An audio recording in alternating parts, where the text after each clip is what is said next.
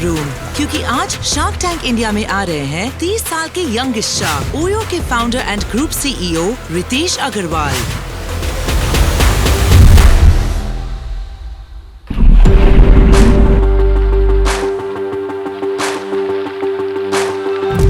OYO की journey जो है एक स्ट्रेट लाइन नहीं रही। हमारे में बहुत उतार चढ़ाव आए हैं, बहुत तकलीफ वाले भी सिचुएशन आए हैं और हाईज ऐसी मिली है कि लोग देख कर के कहें कि ये कंपनी ने तो कमाल कर दिया। मैंने जब अपनी खुद की बिजनेस की शुरुआत करी, मेरे खुद ही के एम्बिशंस बहुत छोटे थे। कस्टमर्स को जो है यहाँ पे सबसे पसंद क्या आता है रूम्स में। मेरा एम्बिशन था कि चलो एक होटल खोला है, जिंदगी में 5-10 होटल खोल पाए, बहुत अच्छा काम किया। क्योंकि हम जहाँ से आते हैं वहाँ से तो दिल्ली में आके अपना बिजनेस सेटअप करना, वही एक इतनी बड़ी बात है। मेरी खुद के अर्ली इयर्स में, जब मैं बॉर्न एंड ब्रॉट अप था रायगढ़ में, 4-5 ऐसी चीजें थी जिसने मेरी जिंदगी को बहुत फर्मली शेप किया।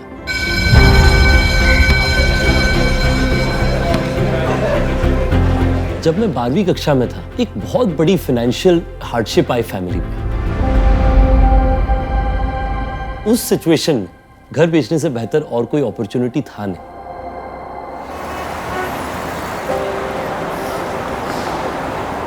मुझे उससे सीख मिली सैक्रिफाइस की।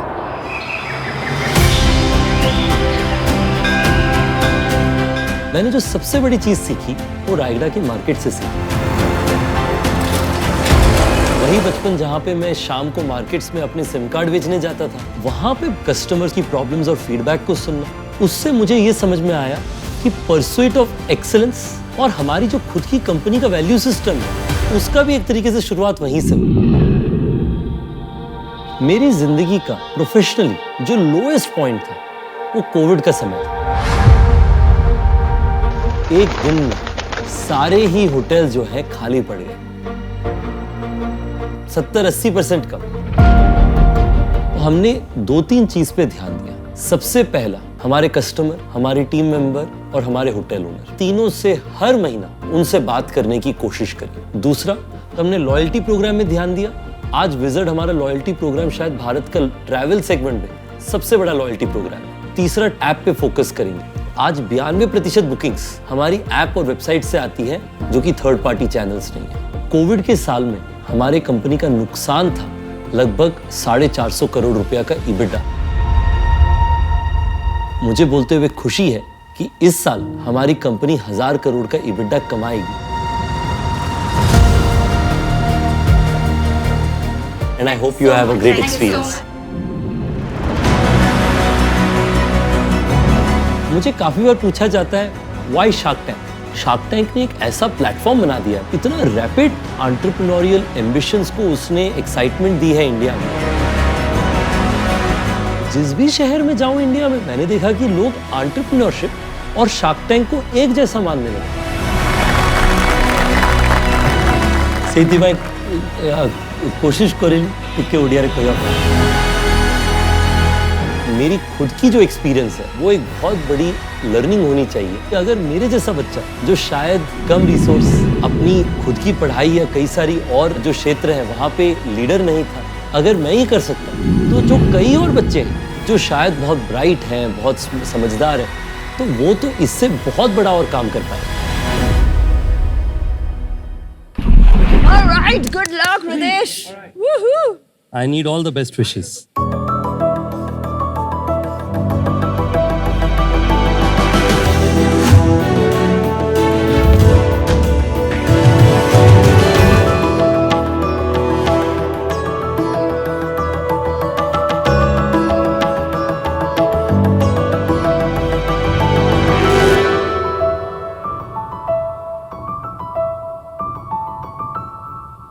अरे ओ टैक्सी वाले भैया, मुझे दरभंगा जाना है, चलिएगा क्या? चलेंगे भैया, 4000 रुपए लगेगा। 150 किलोमीटर का इतना पैसा? इतना तो मुझे दिल्ली से पटना आने में ना लगा। भैया 150 किलोमीटर जाएंगे, फिर 150 किलोमीटर आएंगे, वापसी में पैसेंजर नहीं मिलेगा, बाल बच्चा भूखे नहीं मर जाएगा। जाना है तो जाइए, नहीं तो पैदल जाइए। शार्क, हमारे बिहार में ये आम बात है। टैक्सी सेवा अनऑर्गेनाइज रहने के कारण टैक्सी वाले को वापसी में पैसेंजर नहीं मिल पाता है, जिसके कारण टू वे चार्ज करना उन लोगों की मजबूरी बन जाती है। इन्हीं समस्याओं का समाधान हम लेकर आए हैं विथ रोडवेज। नमस्ते साक्ष, मैं दिलखुश कुमार, फाउंडर रोडवेज। नमस्ते साक्ष, मैं सिद्धार्थ झा, को फाउंडर रोडवेज, और हम दोनों सहरसा बिहार से आए हैं। साक्ष रोडवेज एक ऐसा मोबाइल एप्लीकेशन है जिस पर ड्राइवर अपना रूट डालते हैं और यात्री अपना गंतव्य। हम यात्री को ऐसे ड्राइवर के साथ कनेक्ट करते हैं जो उनके रूट पे खाली यात्रा करने वाले होते हैं। ऐसा करने से टैक्सी ड्राइवर को लगभग 10 से 15,000 रुपये मासिक अधिक इनकम हो जाता है और यात्री का 1500 से 2,000 रुपये तक बचत हो जाता है। तो सर, हमारा आस्क है 50 लाख रुपए फॉर 5% इक्विटी। अहाँ सबसे आग्रह है हमरा संग आओ, अब बिहार के टैक्सी उद्योग में क्रांति लाओ। तो स्वागत है आप दोनों का शार्क टैंक पे, और मुझे बहुत खुशी है कि आप जो है भारत की जो छोटे छोटे गांव की प्रॉब्लम को यहाँ पर लेकर के आए हैं। थोड़ा अपने बैकग्राउंड्स के बारे में बताइए। एक्चुअली सर, मेरे पिताजी बस ड्राइवर थे, तो 2008 में ही हमारी शादी हो गई। तो शादी होने के बाद जिम्मेदारी बढ़ जाती है। उस समय मैं 16 साल का था, तो मेरा क्वालिफिकेशन मैट्रिक था। तो पहली बार जॉब के लिए इंटरव्यू देने गए थे, तो एक चपरासी के पद पे, तो वहाँ इंटरव्यू दिए लेकिन नौकरी नहीं मिला, क्योंकि आईफोन का लोगो नहीं पहचान पाए थे हम। अच्छा। पहले मूड बना लिए थे जो इनका गेटअप अच्छा नहीं है, नहीं रखना है। अच्छा। तो वहां से आए तो फिर सर्टिफिकेट वगैरह को जला दिए, बोले नहीं अब नौकरी करने नहीं जाना है। सच में जला दिए? सच में जला दिए। अरे बाप। पापा को बोले जो हमको चलाना सिखा दीजिए, हम भी ड्राइविंग करेंगे। तो पापा थोड़ा सा मायूस हुए, लेकिन मेरे जिद के सामने झुक गए। वो हमको चलाना सिखा दिए। गांव में ही हम 3500 रुपए में ड्राइविंग का नौकरी करने लगे। फिर गुजारा नहीं जा रहा था, क्योंकि बच्चा हो चुका था, अब उसका भी मेंटेनेंस करना था, स्कूल में देना था। पटना आए और वहाँ 1 साल ड्राइविंग का नौकरी किए। धीरे धीरे मुझे लग रहा था नहीं, मुझे कुछ और सीखना चाहिए। मैं इलेक्ट्रिकल का काम सीखा, फायर का काम सीखा। फिर कंस्ट्रक्शन लाइन में चले गए, वहाँ थोड़ा बहुत पैसा बनाए, तो एक कंपनी बनाया आर्यागो। उस बिजनेस में मेरा कॉन्सेप्ट था, जैसे ओला उबर दिल्ली, मुंबई, बैंगलोर में कर रही है, वही काम हम गांव में कर रहे हैं। विद इन सिटी, सेम शहर के अंदर का राइड्स। और उसका टेक्नोलॉजी वगैरह आपने बनाया? उसके लिए टीम हायर किए थे, वो सारा एप्लीकेशन वगैरह टीम बनाया। टीम हायर किया? जी। तो कहाँ पे रखे आपने ये इंजीनियर? सहरसा में आपके पास सॉफ्टवेयर इंजीनियर्स थे? जी। तो चालू हो गया था, बिजनेस चल रहा था? 2016 में स्टार्ट किए, 20 में टीम बनाए, और जब 21 में हम बाहर हो रहे थे तो उसका 8 लाख का महीने का रेवेन्यू था। हमारा जो कमीशन था वो 8 लाख कमीशन 8 लाख कमीशन आ रहा था। तो टोटल सेल्स मतलब 50-60 लाख का रहा। उसमें 10% ही ले रहे थे, 80 लाख तो का 80 सेल्स लाख था। का? जी। अरे क्या बात है यार। 80 लाख पर मंथ की बुकिंग्स हो रही थी गांव से शहर की आपके पोर्टल पे। जी। छोटी छोटी गलती कर चुके थे हम।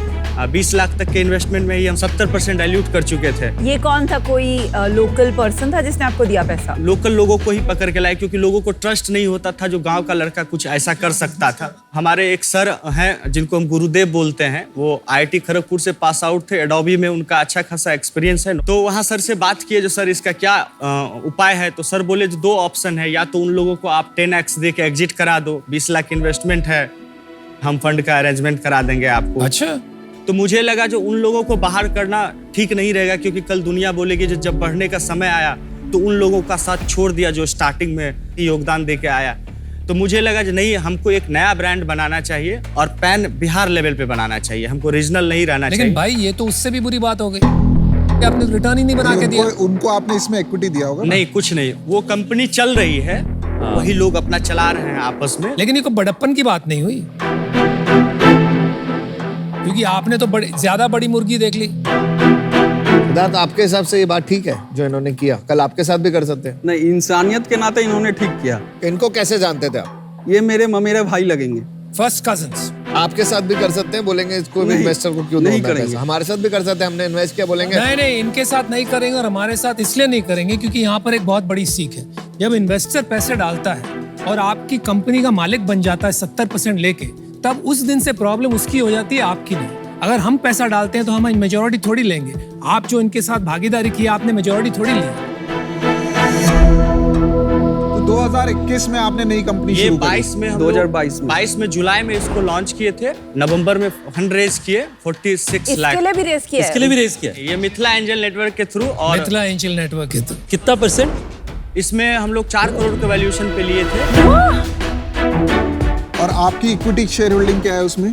हमारे पास 80% है, सिद्धार्थ के पास 5% है और 15% में हमारे गुरुदेव हैं और जो इन्वेस्टर हैं वो। और ये रोडवेज चूंकि पापा रोडवेज का बस चलाते थे, तो बिहार में क्या रोडवेज करके प्रोनाउंस करते थे, तो उसको हम रोडवेज कर दिए ताकि लोग थोड़ा सा ब्रांड नेम स्टोर कर लें, रिकॉल कर लें। आज से रोडवेज कहाँ की तरफ जा रही है? पटना से बिहार के हर शहर को जोड़ रहे हैं और हर शहर से बिहार पटना को जोड़ रहे हैं। बट वहाँ पे ओला उबर नहीं है? नहीं, ओला उबर सर पटना में है, बट वो सिटी राइड के लिए है और इंटरसिटी राइड 2 वे वाला है। जो हमारे पास जो राइड आ रहा था उसमें 40% ऐसा राइड था जो आने और जाने दोनों का कनेक्ट हो रहा था, टाइमिंग 3 घंटा 4 घंटा गैप पे। तो मुझे लगा क्यों ना कुछ ऐसे गाड़ी वाले को कंप्लीटली अपने साथ कनेक्ट करें जो हमेशा हमारे साथ काम करे, उसको एक साइड से एक पैसेंजर को लेके भेजे और दूसरे साइड से दूसरे पैसेंजर को लेके भेजे। तो ऐसे कितने लोग आपने जोड़ रखे हैं अभी अपने साथ? इस मंथ हम लोग 20 टैक्सी पूरा कर लिए हैं, जिसको हम लोग कमिट करते हैं जो 45,000 रुपया महीने का हम तुमको प्रॉफिट निकाल के देंगे, चाहे टैक्सी खड़ी रहे चाहे टैक्सी चले। और 3 महीना से हम लोग का ये पायलट प्रोजेक्ट था और ये सफल रहा। किसी भी टैक्सी में 1 रुपये लॉस नहीं गया। हम लोगों को एवरेज 20,000 रुपया पर टैक्सी इनकम करके दिया। 20,000 ही करके दिया आपने? 20,000 हम लोगों को फायदा दिया, मतलब एक टैक्सी हमको 65,000 रुपया सेविंग दिया, 45,000 रुपये काटने के बाद दिया और 20,000 आपने रखा हमारे कंपनी में आया। और ये कितना रेवेन्यू हो गया पिछले महीने? 20 तो अभी पूरा हुआ है, 7-8 दिन पहले। पिछले महीने तक 15 था। हमारा लास्ट मंथ का रेवेन्यू है लगभग 6 लाख रुपए के आसपास, कमीशन 4 लाख हो ना लास्ट मंथ का। और फिर एग्रीगेटेड जो है मार्केट की गाड़ी उसको भी तो यूज कर रहे हैं। अच्छा, तो 6 लाख आपका हुआ। मतलब जो बिजनेस ने आपने छोड़ा था 80 लाख का जो उसका मोमेंटम था, आप तकरीबन वहीं पर पहुंच गए हो 60-70 लाख हम के धंधे पे। 20% ले रहे हैं, 10% नहीं। अच्छा, तो अगर हम आज 6 लाख रुपए ले रहे हैं तो हम लगभग 30 लाख के आसपास। कैलकुलेशन तो सर मैथमेटिक्स तरह हो गया, बराबर है, बराबर है। एप्लीकेशन दिखाने का इजाजत है सर? अच्छा, दिखा दीजिए। ये रोडवेज का मोबाइल ऐप है जिसको हम डिजाइन किए हैं। हम मतलब तुम? मैं डिजाइन किया हूँ। इसका पूरा ग्राफिक्स मेरा डिजाइन किया हुआ। कैसे सीखा है सब? यूट्यूब पे सर।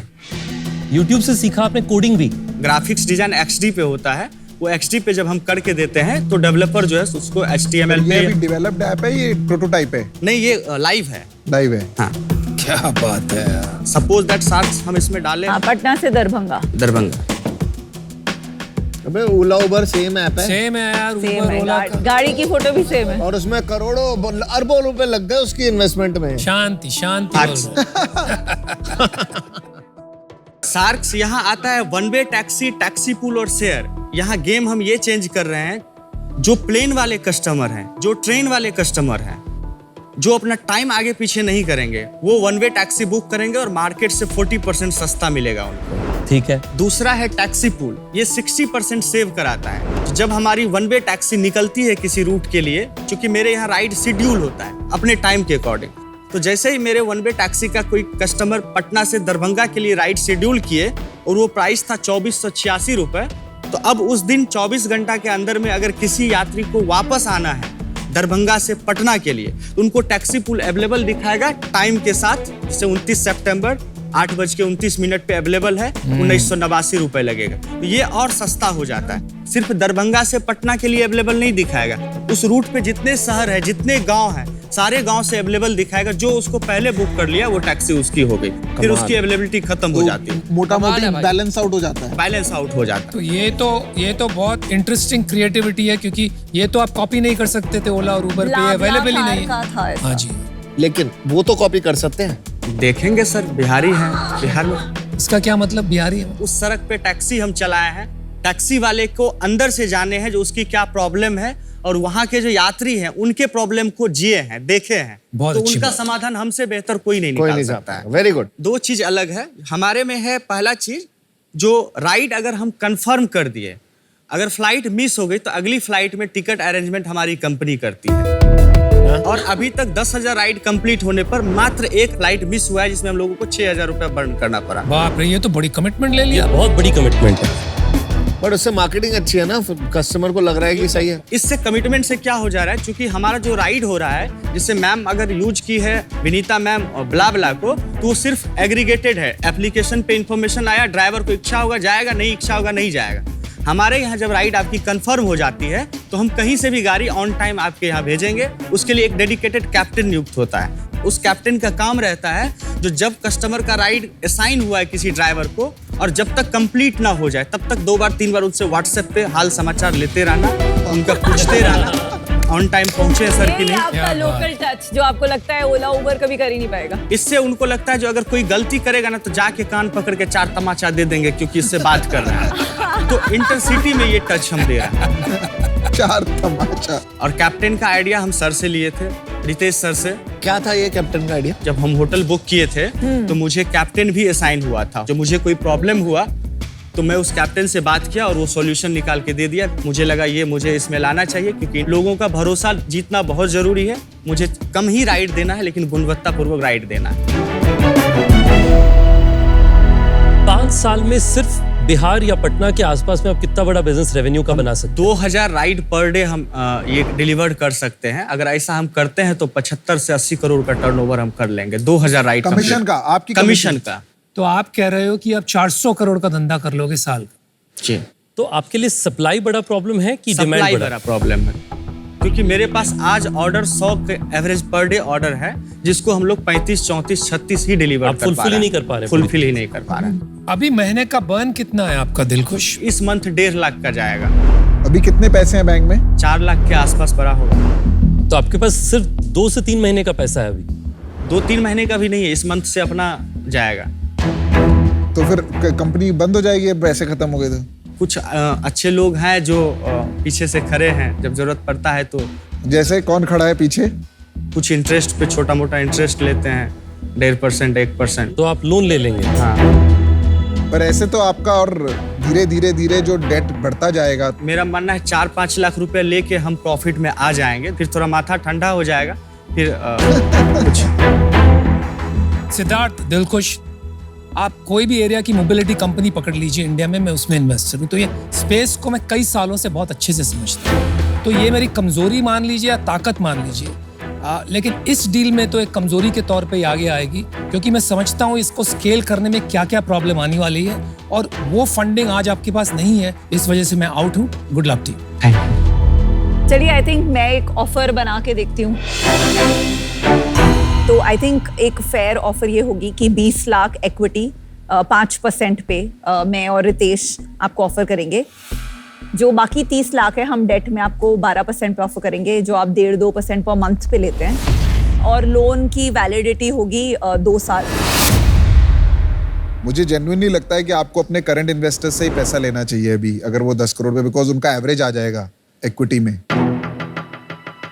मैं अभी इससे बाहर हूँ, but best of luck and hats off to you. मैं आउट हूँ कि एक तो पहले आपको डील मिल ही गई है, अच्छी डील भी दी है उन्होंने, और सेकंड मुझे लगता है कि आपका रनवे बहुत कम है, तो थोड़ा ये रिस्की टेरिटरी में जा सकता है। क्या करना चाहोगे आप? तो डिसीजन जल्दी ले लेते हो, बताइए।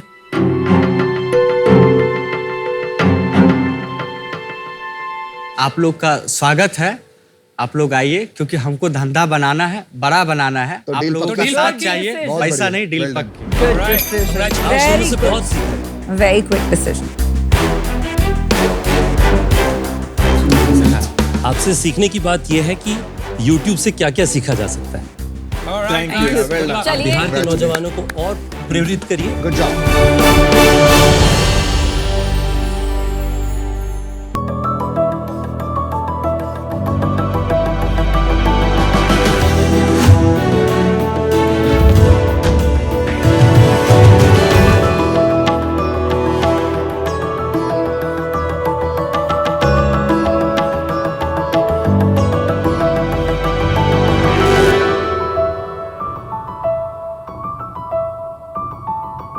हेलो शार्क्स, मेरा नाम अब्बास है और मैं मुंबई से आया हूँ। मैं 34 साल का हूँ। मेरे पिच स्टार्ट करने के पहले मैं आपको एक मैजिक ट्रिक दिखाना चाहता हूँ। तो Vinita, if you don't mind, क्या आप मेरी वॉलंटियर बनेगी? Of course, any time. तो मेरी मैजिक ट्रिक ये स्मॉल डिवाइस के साथ होगी। Okay. And would you mind अगर मैं आपके हाथ को टच करूँ जरा तो? No, not at all. No. ये पकड़िए please. Give your hand. Oh, क्या क्या क्या? It's crazy. Right? It's crazy. मतलब समझ नहीं आ रहा। आप जरा मेरा नोज टच कर सकते हो please? Oh wow. My What is hair, this? my forehead, my hair. नहीं चला। नहीं चला। मैं आपको एक और ट्रिक दिखाता हूँ इसके पियानो साथ। बना दिया है। इफ यू डोंट माइंड, ये आप जरा पकड़ेंगे।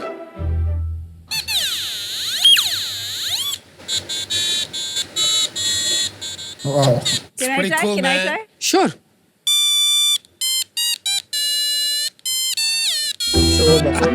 You're embarrassing all of us. It's pretty cool, no? It's damn Thank you so fun. much. Thank you so much, Vinita. बहुत cool है। तो शार्क्स, आपको थोड़ा मजा आया? ये है क्विकी। क्विकी क्या करता है, जब इसका सर्किट ऐसे कंप्लीट होता है तो ये एक साउंड देता है, और हमारी जो बॉडी है वो भी इलेक्ट्रिसिटी कंडक्ट कर सकती है। इसीलिए जब मैंने क्विकी को दोनों हाथ से ऐसे पकड़ा तो मेरी स्किन के थ्रू करंट जाके ये सर्किट कंप्लीट हुई। खेल खेल में मैंने आपको एक इलेक्ट्रिकल कंडक्टिविटी का कॉन्सेप्ट सिखा दिया, Very nice. जो कभी ना कभी तो आपने स्कूल में सीखा ही होगा, लेकिन याद किसको रहता है। लेकिन अभी मैंने आपकी क्यूरियोसिटी को जगाई, फिर मैंने आपकी क्रिटिकल थिंकिंग को इग्नाइट की, और ये सबसे पावरफुल लर्निंग टेक्निक को हम बोलते हैं play, and that is what we do at Blix. Sharks, मैं मेरे फैमिली का 3rd जनरेशन टॉय मेकर हूँ, और ब्लिक्स के साथ हम टॉयज को एक स्टेप आगे लेके उन्हें लर्निंग टूल्स बनाना चाहते हैं। हमारे प्रोडक्ट्स के थ्रू आप साइंस और टेक्नोलॉजी के कॉन्सेप्ट्स जैसे फोर्स, पावर, वोल्टेज, यहाँ तक कि रोबोटिक्स, कोडिंग और आर्टिफिशियल इंटेलिजेंस भी सीख सकते हैं। हमारे जो प्रोडक्ट्स हैं आपको 2000 से ज्यादा रिटेल स्टोर्स में मिलेंगे, फैमिलीज और टॉयज आर अस को मिला के। You will also find us on Amazon, Flipkart, FirstCry and our own website. और शार्क्स, इंडिया के 5000 से भी ज्यादा स्कूल हमारे एजुकेशनल किट्स यूज करते हैं अपने बच्चों को कोडिंग और रोबोटिक्स सिखाने के लिए। Nice. हमारा विजन है कि हम इंडिया के सारे बच्चों को irrespective of their economic background एक इक्वल अपॉर्चुनिटी दे उनका फंडामेंटल स्किल्स और नॉलेज को डेवलप करने के लिए। और ये विजन कंप्लीट करने के लिए मैं आया हूँ आपसे 80 लाख रुपीस मांगने के लिए फॉर 2% ऑफ माई कंपनी। तो आइए शार्क्स, हम मिक्स करते हैं प्ले और लर्निंग को विद ब्लिक्स। Awesome. यार Abbas, welcome to Shark Tank India season 3। Thank you so much. यार आपने एक बात कही, आपने कहा इक्वल अपॉर्चुनिटी, तो ये एक अच्छा पर्पस है। ये आपके दिमाग में कैसे आए? मैं जब छोटा था, मेरे डैड ने एक टॉय कंपनी चालू की थी कॉल्ड ज़ेफायर टॉय मेकर, और उसके अंदर एक प्रोडक्ट है जिसको बोलते हैं mechanics. It has nuts, bolts, metal parts, जिसको जॉइन करके आप टॉयज एंड कार्स एंड सब बना सकते हैं। That मैकेनिक्स ब्रांड, या वो आपके डैड की कंपनी का है? यस यस मैकेनिक्स तो बहुत पॉपुलर है। Yes ma'am, in the toy industry it is one of the largest toy companies in India. 10 years में मेरे फादर के बिजनेस में काम किया हूँ, तो मैकेनिक्स ने मुझे इंस्पायर किया था to be an engineer. Class के टाइम पे मैं रोबोटिक्स कॉम्पिटिशन अटेंड करने को जाता था। उसने मुझे ज्यादा इंजीनियरिंग सिखाया देन क्लासरूम में बैठ के जो मैंने सीखा था। That's amazing. तो वो एक्सपीरियंस मैं बच्चों को देना चाहता था। बट मेरा ना फंडामेंटल प्रॉब्लम, बच्चों को बच्चे रहने देना चाहिए। आप शुरू से उनको पढ़ाई, वहाँ पे भी पढ़ाई, यहाँ भी पढ़ाई, थोड़ा ज्यादा नहीं हो रहा है? सर आई टेल यू, अभी क्या हो रहा है ना कि जो टॉयज रहते हैं घर पे वो प्ले स्टेशन और फोन से रिप्लेस हो रहे थोड़े। हाँ। लेकिन जो स्कूल्स में जो टेक्स्ट बुक्स होते हैं ना, वो ये टॉयज के साथ थोड़े रिप्लेस हो रहे हैं। इंडिया के अंदर भी अभी नेशनल एजुकेशन पॉलिसी के हिसाब से robotics is an important and integral part of the learning. तो सब स्कूल इंडिया में सूनर और लेटर उनको रोबोटिक्स लैब सेटअप करना ही पड़ेगा। तो स्कूल के लिए ठीक है, बट एज अ कंज्यूमर हमारे लिए ठीक नहीं है। सर बहुत सारे टाइप के बच्चे होते हैं हमारे पास, ऐसे बच्चे जो 4-5 घंटे इसके साथ ऑब्सेस्ड रहते हैं।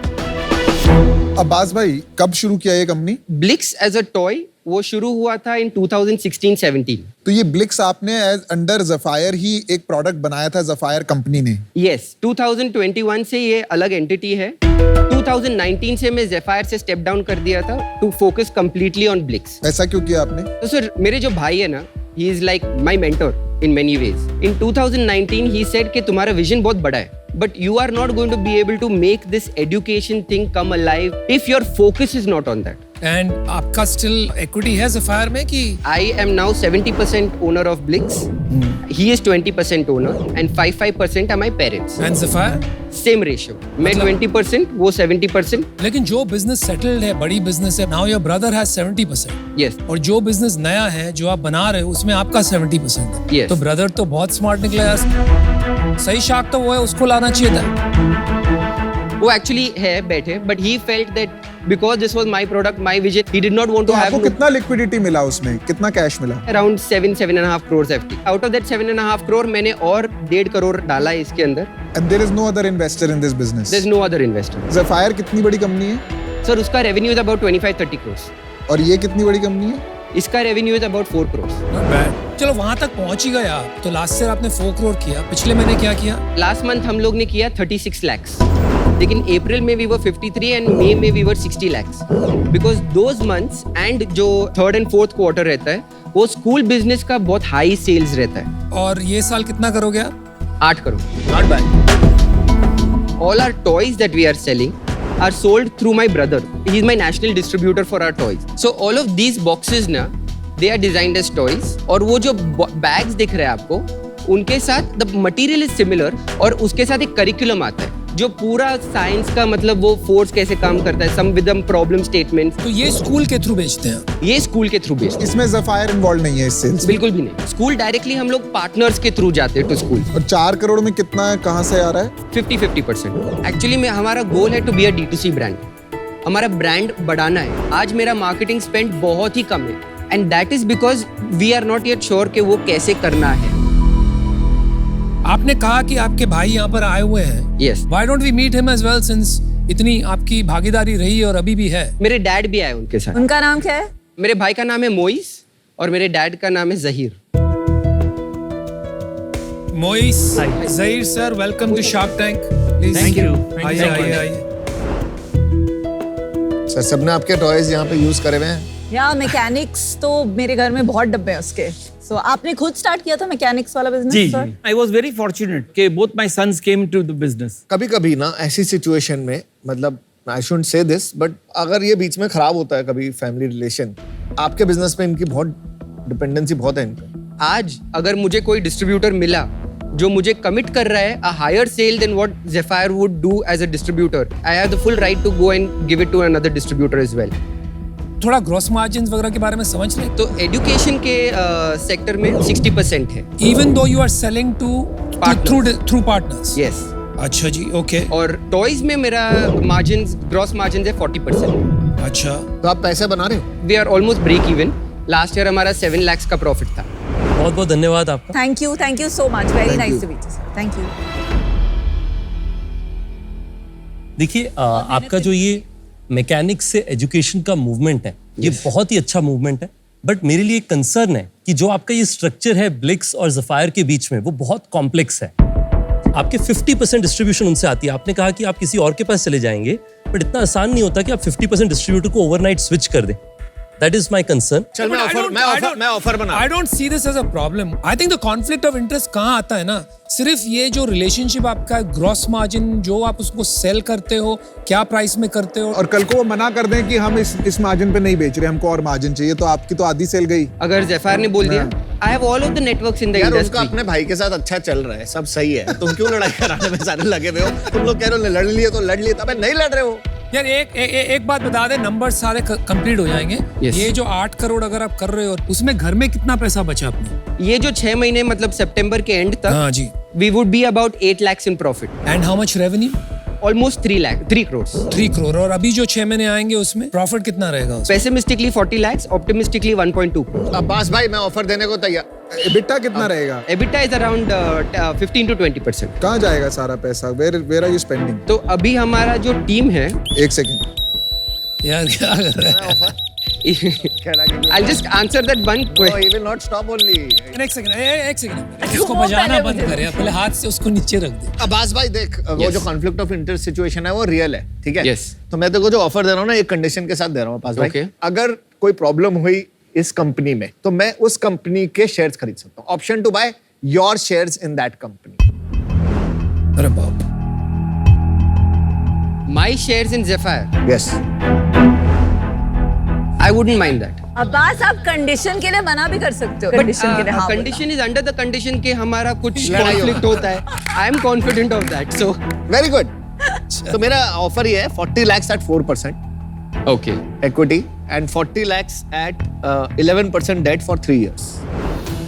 So Aman, like I thank you so much for the offer. I'm not very keen on taking debt at this Why? point because we are not very profitable. बिल्कुल सही डिसीजन।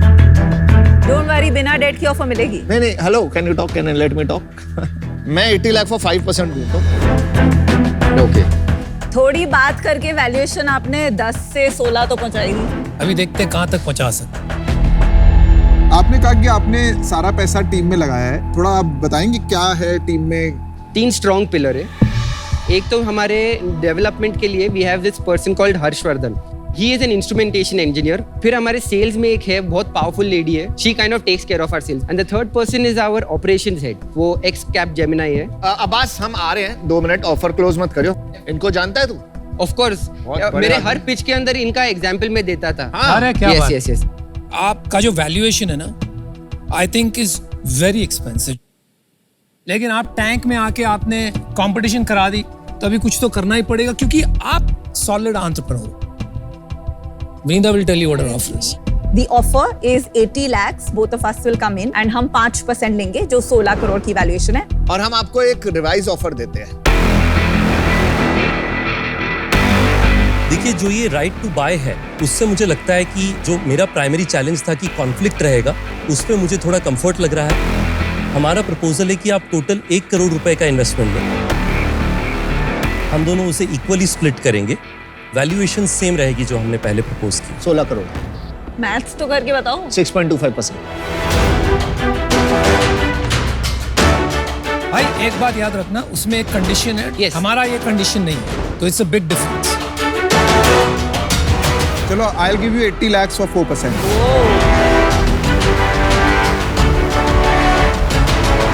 चलो, आपकी वैल्यूएशन तो बड़ी भाई, अब आएगा मजा। Thank you so much, Piyush. Thank you so much, everyone, for your. Can I take a 2-minute call and come? Call, आपकी फैमिली तो यहीं पे। But my wife today is the company's chief operating officer. ये बात ये तो बात पहले तो नहीं आपने बताई। पहले ये नहीं आपने बताई, पहले अभी और एक उनको लेके सेकंड। भी नहीं आए। वो स्टेक होल्डर नहीं है। इन्होंने ये भी पूछा हुआ था की पीपल। तब आपने कहा 3 लोग की yes. पीपल हैं, आप चीफ ऑपरेटिंग ऑफिसर को भूल गए। I'm really sorry. You're right. मैं actually वो I meant it as those 3 people because they are not part of the family. तो आपकी वाइफ का क्या रोल है कंपनी में? She handles the entire operation. Company की सीईओ वो है, आप हैं? CEO में बट आप प्रोडक्ट देखते हैं खाली। मैं नहीं, मैं सेल्स भी देखता हूँ, बट मैं थोड़ा इंजीनियर टाइप का आदमी हूँ। My wife and my sales head make sure I don't talk to any customers because I talk more about product and वो close नहीं होता है फिर वो। आप में जुनून बहुत है प्रोडक्ट को लेकर। Yes. अच्छा, 3 ऑफर आपको समझ में आ गए? Yes. All best. अब आइए वापस। मैं आता हूँ। ये खाली प्रोडक्ट ही कर रहा है, तो eventually there is no problem scaling the company then. मतलब he seems open. He seems like a very flexible. But he didn't tell his wife is. Oh, I don't think he meant it. मतलब समझ में आ रहा है कि वो he was not deliberately hiding. But eventually then the CEO is missing, right? Abbas भाई, welcome back. I have a counter offer, 90 lakhs for 3%. So that is my offer. If anybody would like to. 30 crore की valuation, हमारे लिए तो ये double है, तो मैं और अनुपम तो आउट है इससे। चल ठीक है, मैं हम तेरे को लास्ट ऑफर देते हैं, यस और नो करते हो, वरना हमें भी आउट कर। Okay. रितेश और मैं साथ आएंगे, 80 lakhs for 4%। जो इनका ऑफर है। हाँ। तो मैं आपके साथ नेगोशिएट नहीं करूंगा, but can I ask Piyush if he is having anything in his mind? You are again doing the same thing. या तो हाँ या ना बोल दे। ये किसने डिसीजन लिया है 3% का? आउट हो जाता। मैंने। How did you arrive at this number? I felt that. भाई सुन, भाई हम बहुत देर से बात कर रहे हैं, लास्ट हाँ या ना करते, वरना मैं Give me just 5 seconds to see if Piyush has anything to say. okay. If not, then I am out.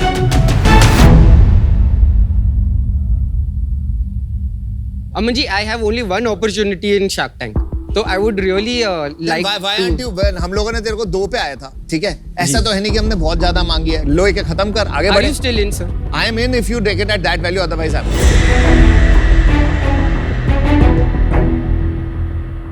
चलो डन।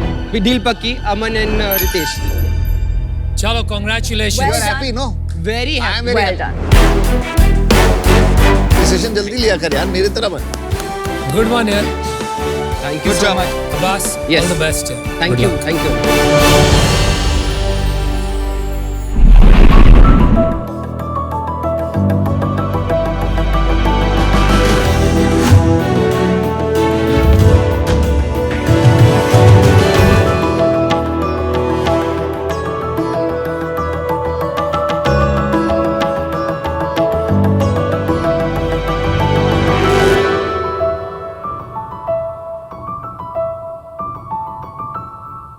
शख्स फाइनली मैं अपने बोर्ड एग्जाम्स क्लियर करके बड़ी मेहनत के बाद अपनी पसंद की यूनिवर्सिटी में एडमिशन हासिल किया। Well done. अपने सपनों का बैग लेके हम घर से निकल तो दिए, पर मुझे कहाँ पता था कि अच्छा एकोमोडेशन ना मिलने की वजह से मेरी लाइफ में इतनी सारी प्रॉब्लम्स आने वाली हैं। और देखते ही देखते ये सपनों का बैग परेशानियों का एक बैगेज बन जाएगा। पहली प्रॉब्लम, लैक ऑफ ऑप्शंस और ब्रोकरेज। दूसरा प्रॉब्लम, अनहाइजीनिक हॉस्टल्स। तीसरी प्रॉब्लम, खराब खाना। और अगर ये सब देखने के बाद बात आए बुकिंग कैंसिलेशन की, तो रिफंड का तो कोई सवाल ही नहीं उठता। ये इंडस्ट्री इतनी ज्यादा अनऑर्गेनाइज्ड है कि चेक इन से चेकआउट तक किसी भी चीज की कोई गारंटी नहीं। तो चलिए शार्क्स, स्टूडेंट्स की इन प्रॉब्लम्स को सॉल्व करने का टाइम आ गया है विद होमवर्सिटी। नमस्ते शार्क्स, मेरा नाम है सौरभ, मैं हूं फाउंडर एंड सीईओ होमवर्सिटी का। होमवर्सिटी एक स्मार्ट डिजिटल हाउसिंग प्लेटफॉर्म है जो अपने ऐप और वेबसाइट के जरिए स्टूडेंट्स एंड वर्किंग प्रोफेशनल्स को अपनी प्रायोरिटीज के हिसाब से एक अच्छा एकोमोडेशन बुक करने में हेल्प करती है, वो भी बिना किसी ब्रोकरेज या हिडन फीस के। साथ ही साथ होमवर्सिटी प्रॉपर्टी ओनर्स को भी अपनी प्रॉपर्टीज को एफिशिएंटली टेक्नोलॉजी के जरिए मैनेज और ऑपरेट करने में भी मदद करती है। आज होमवर्सिटी भारत के 30 शहरों में 1,10,000 से भी ज्यादा बेड्स सर्व करता है। हमारे देश में हर साल 3.5 करोड़ के लगभग बच्चे 50,000 से भी ज्यादा यूनिवर्सिटीज, कॉलेजेस और स्टैंड अलोन इंस्टीट्यूशंस में एनरोल करते हैं, पार्टिसिपेट करते हैं। बट इनमें से सिर्फ 10 से 12% बच्चों को ही कैंपस एकोमोडेशन मिल पाती है। इस गैप को फिल करना, टेक्नोलॉजी के जरिए इस इंडस्ट्री को ऑर्गेनाइज करके ग्लोबल स्टैंडर्ड्स तक लेके जाना ही होमवर्सिटी का विजन है। हमारी आस्क है 65 lakh rupees for 2% of our company. तो चलिए शार्क्स, घर से दूर निकले हुए बच्चों को दिलाते हैं home away from home, because hostels का मतलब homeversity. Welcome Saurabh. Thank you sir. यार एक बात बताओ। Yes sir. 2-3 भारी वर्ड यूज किए आपने, स्मार्ट डिजिटल हॉस्टल। जी भाई, हॉस्टल डिजिटल कैसे हो सकता है? रहना तो मकान में ही पड़ता है। तो जब हम डिजिटल हॉस्टल्स की बात करते हैं, हमारा मतलब होता है हर इनसाइट, हर इंफॉर्मेशन जो एक बच्चे को चाहिए to make a decision, because booking a hostel is different than booking a hotel sir. So हमें फ्रंट एंड से लेके बैक एंड तक हर एक डेटा पैरामीटर को फिक्स करना पड़ता है, ओवरऑल एफिशिएंसी को बढ़ा दिया जाता है। तो आपने एक्सपीरियंस को डिजिटलाइज कर दिया। जी सर। स्मार्ट नहीं हुआ। स्मार्ट मेरी हिसाब से परिभाषा है व्हेन वो एंटिसिपेट करता है आप क्या करने वाले हो, आपके लिए कर देता है, राइट? उसका एग्जांपल नहीं दिया। या मैं एग्जांपल देता हूं सर। हाँ जी।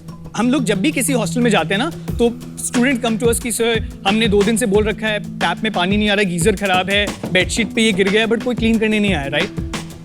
The problem was owners month में एक बार आते हैं प्रॉपर्टी पे, मैनेजर्स प्रॉपर्टी को रन करते हैं। तो हमने क्या किया, हमारे में हमने मेंटेनेंस सर्विसेज चालू किया। हमारे ऐप में एक सेक्शन है सर्विस रिक्वेस्ट, तो ऐप अपने आप रेकमेंड भी करता है कि अगर आपका फैन खराब हो गया तो आपको इस बंदे को ऑटोमेटिकली मैसेज भी चल जाएगा कि आप आके फैन रिपेयर कर दो। It's very well connected. एक कंपनी है प्रूस्टल लिविंग। ओके। हॉस्टल भी था एक पहले। Hostels are backpacker hostel, traveller hostels हैं वो। नहीं यार, स्टूडेंट हाउसिंग में ये कंपनी है सर, बहुत सारी क्या कंपनीज नाम है? ट्रांजा लिविंग। या सो जब हम इन कंपनीज की बात करते हैं सर, ये लोग ऑपरेटर्स हैं, इनकी भी प्रॉपर्टीज लिस्टेड है यूनिवर्सिटी पे। अच्छा, तो ये ऑपरेटर है, आप मार्केट प्लेस। या we are the SaaS based marketplace. Saurabh एक बात बताओ, आप अभी क्या प्रॉब्लम सॉल्व कर रहे हैं? आप एक हॉस्टल प्रोवाइड कर रहे हैं, ऑर्गेनाइज्ड हॉस्टल जैसे ओयो करता है, या आप खाली एक हॉस्टल ढूंढने में मदद कर रहे हैं? सर आज अगर किसी को एक होटल खोलना है इंडिया में, तो there are set guidelines. Restaurant खोलना है, there are set guidelines. Hostels की कोई गाइडलाइंस नहीं है सर। अगर प्रॉपर्टी ओनर का मन किया तो एक रूम में 5 बेड्स है, 10 बेड्स है, depends on the mood off the property owner. हाँ जी।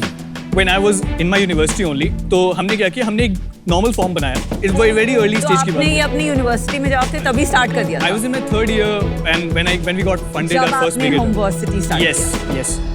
धीरे धीरे हमने 90 पैरामीटर्स के साथ शुरू किया। आज यूनिवर्सिटी में there are 145 parameter. That is how you should run a hostel in India. That is the golden playbook that we have created. Very good. And on the basis of that, at least a hostel need to surpass 75% to get onboarded on a platform. देखिए, ये इन्होंने जो business start किया वो इसलिए था कि ratings जो ट्रिप एडवाइजर से थी उससे क्वालिटी बढ़ नहीं रही थी। अभी आप सेम चीज बोल रहे हैं कि मेरे रेटिंग से क्वालिटी बढ़ रही है, वो डेमोन्स्ट्रेट करके दिखाइए। सर ये हमारा एप्लीकेशन है। ओके, पहला सवाल पूछ लेते हैं कि भाई आपको हॉस्टल चाहिए या पीजी? तो ऊपर उसमें लिखा है गेट मी अ हॉस्टल और गेट मी अ पीजी। अब गेट मी अ हॉस्टल किया, अब वहां पे भी वो सेल्फ फिल्टर कर सकते हैं कौन सी यूनिवर्सिटी के पास। फॉर एग्जांपल मैं देहरादून कर रहा हूँ, अगर मैं सिर्फ UP-ES लिख दूं तो मुझे उस कॉलेज के पास के सारे हॉस्टल्स दिखाई देंगे। अच्छा, इसमें रिव्यू स्कोर नहीं आ रहा। अभी रिव्यू स्कोर हमने लाइव नहीं किया, हमने बैकएंड पे रखा हुआ है उसको। मेन प्रोपोजिशन था आपका रिव्यूज एंड रेटिंग्स, वही नहीं है इसमें। सर रिव्यूज एंड रेटिंग्स हैं हमारे वेबसाइट पे हैं। सो हमने ऐप जो लॉन्च किया वो 2 मंथ्स बैक ही किया, वो अभी भी अर्ली एक्सेस में, सब कुछ वेबसाइट पे ही चल रहा है। नॉर्मली लोग वेबसाइट पे सर्च कर रहे हैं अभी भी। जी, हम हर सेक्शन की फोटोज, मेस की फोटोज, किचन्स की फोटोज, वॉशरूम्स की फोटोज सब कुछ कलेक्ट करते हैं, ये हमारी टीम करती है। तो आपने आज फोटो खींची है, एक महीने में वो खराब हो जाएगी जगह, तो थोड़ी ना वो फोटोज अपडेट होती रहती है हमारे वेबसाइट तो कितना फ्रीक्वेंटली आप जाके फोटो खींचते हैं? 3 मंथ्स पे करते हैं अभी हम फिलहाल। अभी मुझसे पूछ रहा है कि मुझे क्वाड्रुपल शेयरिंग बुक करना है या ट्रिपल शेयरिंग बुक करना है। ओके, अब मुझे ये सेलेक्ट करना पड़ेगा कि what duration, so at least we ask them to book for 1 month. 13,000 पर मंथ? यस मैम, हॉस्टल के लिए? Yes ma'am. तो पूरा अमाउंट पहले पे करना पड़ेगा? उसमें ऑप्शन है, पार्शियल बुकिंग करने की भी ऑप्शन है, 5,000 रुपीज या जो भी उसका बुकिंग अमाउंट होगा। The entire money flows through us. बहुत सारी हाउसिंग वेबसाइट्स हैं जिसपे आप फोटो देखते हैं, प्रॉपर्टी खरीदते हैं या रेंट पे लेते हैं। ये आपका यूएसपी है, थोड़ा आप अलाउ कर रहे हैं शेयरिंग का, मंथली बुकिंग का या 2 मंथली बुकिंग का, और आप कह रहे हैं आप अपनी फोटो रेगुलरली अपडेट करते हैं, बाकी वेबसाइट्स अपनी फोटो रेगुलरली अपडेट नहीं करते। सर सबसे बड़ी यूएसपी मैं आपको बताता हूँ, जब हम डेटा कलेक्ट करते हैं तो हम ये नहीं पूछते हैं कि इट्स अ वेज हॉस्टल और नॉन वेज हॉस्टल। हम ये पूछते हैं अगर बच्चा कॉलेज में है, आफ्टरनून लंच कैसे करेगा, वो वापस आएगा, फूड वैन जाएगी, वेज नॉन वेज मिलता है नहीं मिलता है, change of frequency of menu क्या है, मिल्क प्रोविजन क्या है, एवरीथिंग। कैसे कमाता है पैसे? हमारे 2 तरीके अभी, और तीसरा हमने रिसेंटली डाला है। फर्स्ट हमारा कमीशन फ्रॉम बुकिंग्स, जहाँ पे हम एक फ्लैट कमीशन फीस लेते हैं। मैं एक ह्यूमन टेंडेंसी बताऊं। जी सर। मेरे को पता लग गया कि तू मिडिल मैन है ना, तो मैं डायरेक्ट खरीदूंगा और बोलूंगा यार तू इसके पैसे कम कर, मुझे डायरेक्ट दे। ऐसा हुआ है? सर कोटा में ये स्टार्टिंग में होता था, हमारे पास लीकेजेस होते थे, हम इनको लीकेजेस कहते हैं, जहाँ पे बुकिंग बाईपास हो गई। अगर बुकिंग बाईपास भी हो गई, उसने बोल दिया कि ये स्टूडेंट ने बुक नहीं किया, ओनर ने बोल दिया और बच्चे ने भी बोल दिया, बट उसकी चेक इन, अगर वो वॉक इन कस्टमर भी होती है, उसकी चेक इन हमारे ऐप पे होती है, तो उससे बाईपास प्रिवेंशन हो जाता है। इसलिए हमारा अभी एजेंडा है अगले 8 महीनों का कि जितने भी प्रॉपर्टीज हमारे वेबसाइट पे हैं उनको हम अपने SaaS ऐप पे डिप्लॉय कर दें। ठीक है, वो तेरा सेकंड मॉडल है। SaaS app. जी, SaaS ऐप पे हम सब्सक्रिप्शन चार्ज करते हैं 30 rupees per bed per month, on an average 3,000 rupees बनता है पर मंथ का। थर्ड मॉडल क्या है? Third model is where we get into the services bit, for example maintenance services and things like that. वो सबसे tough चीज है। आप कहाँ हो आज और कहाँ तक पहुंचा दोगे बिजनेस? सर फिलहाल 2022 जनवरी से हमारा first proper year of operations हो पाया था पोस्ट कोविड। ओके। 2 साल के बाद इंडस्ट्री खुली थी, तो हमने इंडस्ट्री को सपोर्ट करने के लिए हमने ऑलमोस्ट 6 करोड़ का बुकिंग्स की हमारे प्लेटफॉर्म पे। उस समय हमने मोनेटाइज नहीं किया था उसको। अप्रैल दिस ईयर हम लोग इस साल करेंगे क्लोज टू 25 से 30 करोड़ के बुकिंग्स हमारे प्लेटफॉर्म। पहले 6 महीने में कितने करोड़ की बुकिंग की? हमने अभी तक 3 करोड़ समथिंग कर दिया है, ये अगस्त तक। सितंबर में हमने खुद अकेला 1 करोड़ कर दिया। और ये तो सीजनल होगा ना, सितंबर मस्ट बी अ सीजन, ऐसे तो होगा नहीं। नो सर, नो ऐसा नहीं है। सीजनैलिटी कैसे नहीं है? जून टू सितंबर सारे कॉलेजेस स्टार्ट होते हैं, तो तब पीक होना चाहिए, ऐसे कैसे है कि सीजनैलिटी नहीं है? हमारे यहाँ जो भी शहर जहाँ पे कॉलेजेस हैं, फॉर एग्जांपल देहरादून हो गया, कोटा हो गया, वहाँ पे जो हमारा एवरेज बुकिंग पीरियड होता है वो 3 से 6 मंथ होता है। बट जब हम बात करते हैं दिल्ली बैंगलोर की, वहाँ पे एवरेज बुकिंग ड्यूरेशन 1 मंथ है। 1 मंथ के बाद स्विच होता है, या 1 मंथ के बाद वो सोचते हो कि नेक्स्ट में जाना है, दूसरे में जाना है। So that is why seasonality counterbalance. क्यों? बट ये आपका कुछ रिटेंशन इशू नहीं है? आप मुझे ये बताइए, आपका कितना एवरेज एक स्टूडेंट आपके हॉस्टल में रहता है? मैम ये जो क्वेश्चन है ना, इसको 1 लाइन में तो डिफाइन करना थोड़ा डिफिकल्ट नहीं, आप 1 लाइन आंसर दो। अगर मैं देहरादून जैसे शहर की बात करूं तो वहाँ पे 6 मंथ से 1 ईयर तक चला जाता है। बाकी जगहों की बात करूं तो ऑन एन एवरेज 3 मंथ्स तक हमारा ड्यूरेशन रहता है। प्लेटफॉर्म पे 3 महीने का एवरेज ड्यूरेशन। अगर आप रियली सॉल्व कर रहे हैं हॉस्टल लिविंग की प्रॉब्लम स्टूडेंट की, तो रिटेंशन आपका सालों में होना चाहिए। हमने क्या देखा है, जनरली स्टूडेंट्स अपने फ्रेंड्स के साथ मूव करने की कोशिश करते हैं। This is a very major factor ma'am. Correct. अरे लेकिन वही तो बात कह रही है वो, अल्टीमेटली यही बात है। There is no confusion. 3 months is your average duration on the platform? Yes or no? जी सर। तो आपका रिटेंशन प्रॉब्लम है। या विजिट टू बुकिंग, जी साइट पे जो आया विजिट हो गया, और बुकिंग मतलब उसने पैसे देके बुकिंग कर दी। पहले कन्वर्जन कितना था? पहले सर क्लोज टू 30% था। 30%? 30 था ब्रो, हो ही नहीं सकता। मैं आपको बता दूं मतलब सर, 1 लाख बुकिंग महीने की हो गई। मैं नंबर बुकिंग का बता दूं तो आप विजिट्स, आप देखिए यार, इसको क्लियर क्या हो रहा है ना, आप इतनी जल्दी इतनी बातें बोल रहे हैं ना, एक बात हम क्लोज नहीं कर पा रहे। ठीक है, मैं बिल्कुल साफ शब्दों में कहता हूं आपसे, इसका एक मैट्रिक होता है, कितने विजिटर आए। आप यूनिक विजिटर देख लीजिए या टोटल विजिटर देख लीजिए, वो आपके ऊपर है। और उसका कन्वर्जन क्या है, बुकिंग कन्वर्जन क्या है? ऑल विजिट्स टू बुकिंग की बात करें, हाँ जी, from the point of search to the end final booking, वो नंबर तो कम है सर। कितना है? अराउंड 10% होगा वो। 10% था जी। और अभी कितना बढ़ के हो रहा है? अभी ये चला जाएगा सर 30 तक तो आराम से ये नंबर। यार हो ही नहीं सकता। चलिए प्रॉफिट बताएंगे जरा। अभी तो सर प्रॉफिट नहीं है। कितना है हमारा loss? टोटल कॉस्ट मंथ का 8 लाख रुपीस है। 2 लाख से रुपीस अभी हमारा लास्ट मंथ का रेवेन्यू था, 6 लाख का बर्न था। आपका अगले साल का प्लान क्या है? FY25 उसमें हमारा प्रोजेक्शन था कि हमारा जो टॉप लाइन होगा, बुकिंग्स होगा, वो 45 करोड़ के आसपास का होगा। वो इसलिए होना था क्योंकि हमारा इस साल जो हम प्री प्रॉपर्टीज ऐड करे थे उनको हम रिटेन करते प्रॉपर तरीके से रिलेशन बना के। हमारा नेक्स्ट ईयर का जो रेवेन्यू है, हमारा रेवेन्यू है, हम उसको एम करें 5.6 करोड़ के आसपास। और अगले साल का क्या आपका प्रॉफिट या लॉस क्या expectation? Next year we will be profitable sir. Exact amount तो सर नहीं बता सकते, बट हम लोग ब्रेक इवन तो अभी कर जाएंगे। जो भी हमारा प्रॉफिटेबिलिटी रहता है उसके हिसाब से बर्न हमारा होगा अराउंड 2.5 से 2.3 करोड़ के आसपास होगा। तो will make certain profit around 2 crore के आसपास। हॉस्टल ओनर्स के लिए this at scale with a 3 month का रिटेंशन एंड सीजनैलिटी ये सेंसिबल नहीं होगा in my opinion. I am out. मैं आपको बस ये बोलना चाहती हूँ कि आप इतना बोलते हो कि आप कभी सुन नहीं पाते। There is a reason we have 2 ears and 1 mouth। कभी कभी आप इतने एक्साइटेड हो अबाउट योर ओन प्रोजेक्ट कि आप फोकस नहीं कर रहे हो कि दूसरे क्या बोल रहे हैं। So that's just feedback because it's very much like me. Problem यहाँ पर सबसे बड़ी ये है कि जो भी मार्केट प्लेस बनाता है ना, वहां पे not hundreds of millions of dollars, billions of dollars लगे to build a large business. और आप बात कर रहे हो प्रॉफिटेबिलिटी करने की, ये हो ही नहीं सकता, ये इम्पॉसिबल है। दूसरी बात, मैंने आपको ये आपकी कन्वर्जन की मैट्रिक्स पूछी, आपको नहीं पता था ना। You should be honest and से अपफ्रंट कि नहीं पता। अभी ये आपकी एनर्जी है या क्या बात है? क्योंकि आप बातें बहुत अच्छी कर लेते हो, हाजिर जवाब, लेकिन बातों से धंधा नहीं बनता है मेरे दोस्त। मुझे ये लग रहा है you have a goal, energy भी है, लेकिन यार बिजनेस मैच्योरिटी अभी तक नहीं है। इस वजह से मैं आउट हूं। Good luck to you. Problem बहुत बड़ी है, बट ये ना इंडस्ट्री से मुझे बहुत डर लगता है। आज तक बहुत सारे प्लेयर्स हैं जहाँ पे, जब मैं बता रहा हूँ ओयो है, ये है, ये इंडस्ट्री से मुझे इसलिए डर लगता है कि मुझे ये नहीं पता कि इसमें प्रॉफिटेबिलिटी कब आई। बहुत मुश्किल आनी। तेरे अंदर एनर्जी सही है, 2 कानों या एक मुंह है, एनर्जी जहां से भी आ रही है रख, वो तेरी plus point. Energy needs to be directed दो यार। I am out. मुझे लग रहा है आप डिस्ट्रैक्ट होते जा रहे हैं। प्रेशर आता जा रहा है कि रेवेन्यू करना है, रेवेन्यू करना है। मैं भी इससे बाहर हूँ। यू शुड थिंक हार्ड कि आप कैसे सॉल्व करेंगे प्रॉब्लम। मेरे हिसाब से देश में आपको 100 शहर, बहुत सारे हॉस्टल्स, वो करने की जगह 2 शहर पकड़ना चाहिए और कहना चाहिए कि मैं कोटा का राजा बनूंगा या मैं देहरादून का लीडर बनूंगा। उससे मुझे लगता है आपके पास सक्सेस की ज्यादा आसार हो। आज बिजनेस इस स्टेज में है जहां पे मैं एग्जैक्टली नहीं देख सकता कि 3 साल बाद आप क्या सैस प्लेयर बनना चाहते हैं, ज्यादा मार्केट प्लेस बनना चाहते हैं या ब्रांड बनना चाहते हैं जी। उस कारण से मैं आउट हूं। पर मैं आपको बहुत बहुत बेस्ट विशेस देना चाहूंगा। मैं चाहूंगा कि आप देहरादून या कोटा के राजा जल्दी बने। Thank you sir.